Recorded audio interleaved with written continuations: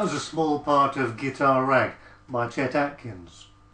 You'll notice when I played this piece that I just have bare fingers and a bare thumb, and that the basses don't really make a sound. They're damped, they don't ring. That's one particular kind of picking. It's often called Travis picking. People often play this with a thumb pick as well. So what is the difference between using bare fingers and finger picks? When do we use one and not the other? I think it's mostly a case of preference, but there are a definite difference between the two sounds and the different ways that they're used. In that last piece, I was damping heavily with my palm of the right hand and using a bare thumb. But of course, very great players like Chet Atkins and Tommy Emmanuel and Doc Watson do the same thing with a finger pick, with a thumb pick. Watch my hands in close-up as I perform this technique, and you'll see what I mean by damping the bass strings with the palm of my hand. I'll play that little piece of Travis picking again, and notice how the heel of my picking hand is always in contact with the first 2 or 3 bass strings, making a thumping sound instead of letting them ring.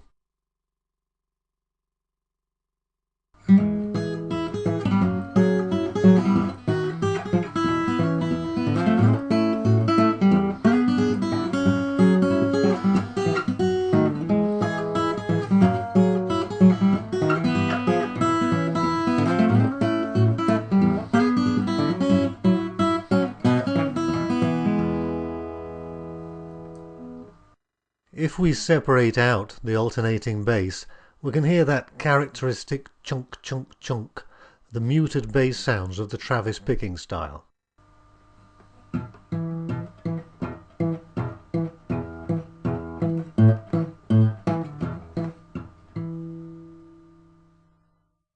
Watch while I play a part of Deep River Blues by Doc Watson. It's the same kind of Travis picking style, but sometimes the bass notes are not damped. They're damped now and again to cause the right effect.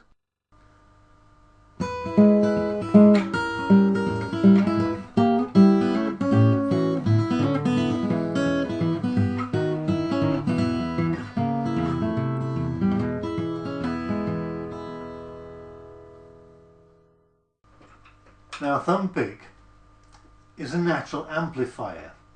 When I hit the strings with a thumb pick and let it ring, particularly on a good guitar like this small-bodied Martin, it makes quite a nice bluesy sound.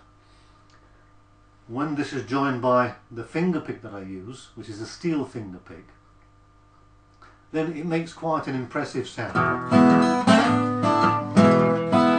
But it can be very harsh, as you can hear, particularly when the metal finger pick hits the metal strings. Take a look in close-up and you'll see how I use the thumb pick and the finger pick.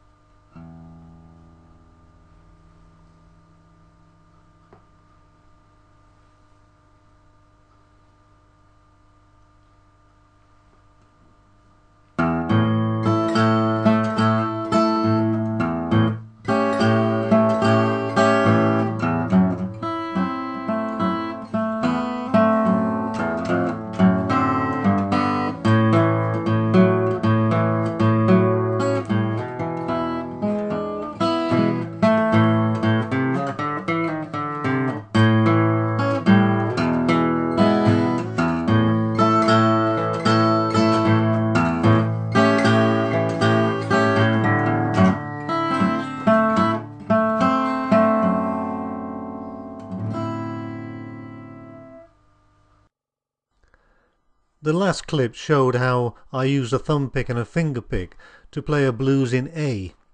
It gives it a particular flavour and some flexibility. It makes it lively. In the next clip, I'm going to use the finger pick in the way that Big Bill Broonzy used his thumb, which was to spread it across 2 or 3 bass strings to make this thrumming sound characteristic of Big Bill's playing.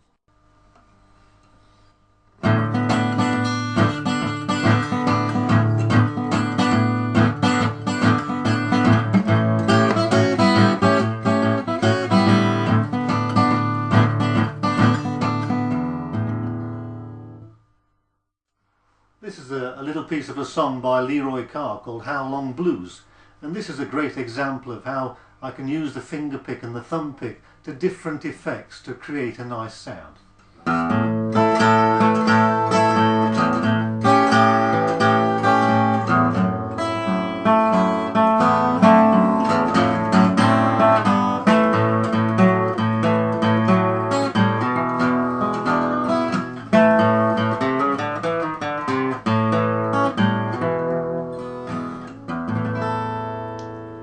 So you can see, even with quite a simple blues song like How Long Blues, there are quite a few things happening.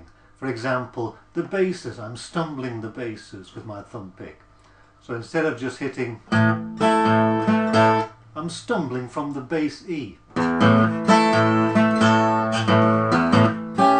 which makes it a little bit more complicated and syncopated and more interesting, which is really important. We need to make the music interesting so people want to listen to it.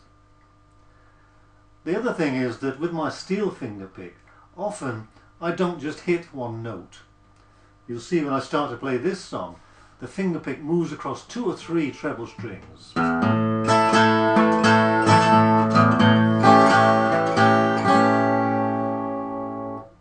It fills out the sound, it makes it broader and again more interesting. There are many ways to play the guitar, many ways to fingerpick, and whether to use fingerpicks or not is just one of the choices we need to make. But maybe we need to consider using both kinds of style for the different songs that we want to perform. Have a good time, keep on picking, I'll see you next time.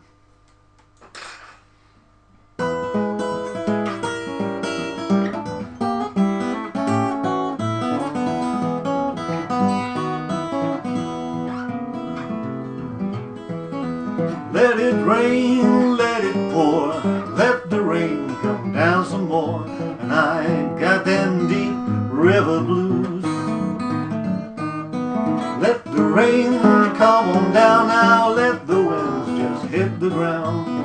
I got them deep river blues.